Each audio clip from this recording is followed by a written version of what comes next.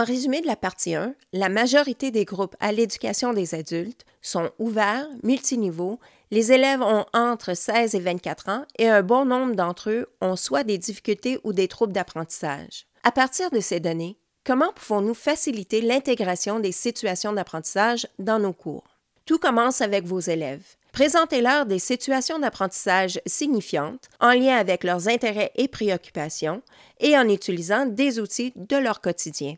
Plus ils se sentiront interpellés par les situations d'apprentissage et qu'ils en verront l'utilité, plus ils en redemanderont. Il est bon d'avoir une variété de situations d'apprentissage que vous pourrez choisir et adapter selon les besoins et intérêts de vos élèves. Mais attention, ne travaillez pas seul. Partagez le travail de recherche, de création ou d'adaptation avec votre réseau d'enseignants. Vous avez fait quelque chose qui a super bien fonctionné en classe? Partagez-le. Vous avez fait quelque chose qui n'a vraiment pas bien fonctionné en classe? Partagez-le aussi. Quelqu'un d'autre pourrait récupérer l'idée, la recycler et en faire quelque chose de vraiment intéressant. Vos élèves doivent connaître dès le début ce qui est attendu d'eux et comment ils seront évalués. Pour qu'ils aient le goût d'investir temps et effort pour réussir, il est important qu'ils puissent voir les liens directs entre le travail demandé en classe et ce qui est attendu d'eux à la fin du parcours. Certains élèves refusent de faire des situations d'apprentissage ou autres activités parce qu'ils disent « J'ai pas de temps à perdre, il faut que je finisse mon livre le plus vite possible ». Eh bien, leur équation est très simple. Je finis le livre égale je passe l'examen. Pour les aider à voir leur apprentissage autrement, dites-leur, et ce, dès le début du cours, que le livre est seulement un outil d'apprentissage parmi tant d'autres et qu'ils auront besoin de l'ensemble des outils d'apprentissage pour passer leur cours avec succès. Les élèves ont besoin de voir le travail qu'ils ont fait ainsi que le travail qu'il leur reste à faire. Il est donc utile de leur fournir un outil de suivi pour mesurer leur progression au quotidien. Vous pourriez par exemple donner à chaque élève une chemise ou un diotène contenant tout le travail qu'ils auront à faire.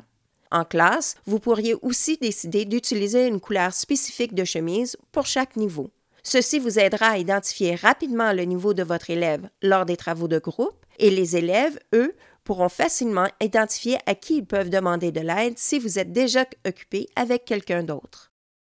Pour ce qui est des situations d'apprentissage en groupe, compliquez-vous pas la vie.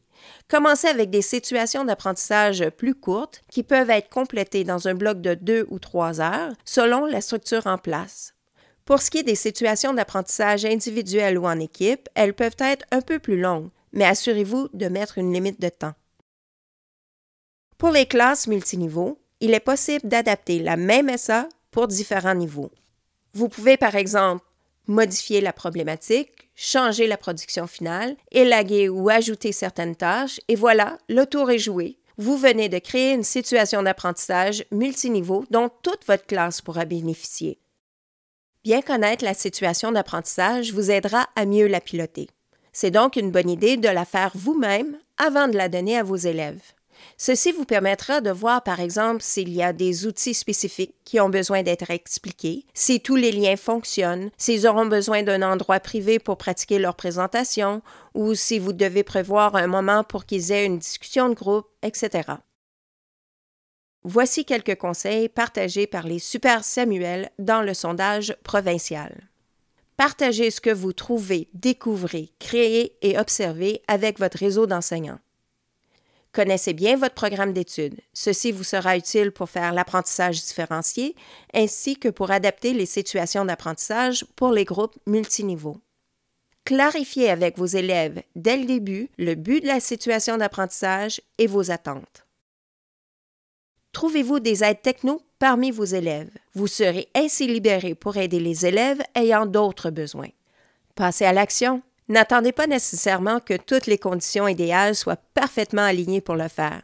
Vous pouvez commencer avec quelques élèves ou un petit groupe, question de bâtir votre confiance. Plus vous allez faire vivre des situations d'apprentissage en classe, plus ça deviendra facile pour vous et pour vos élèves.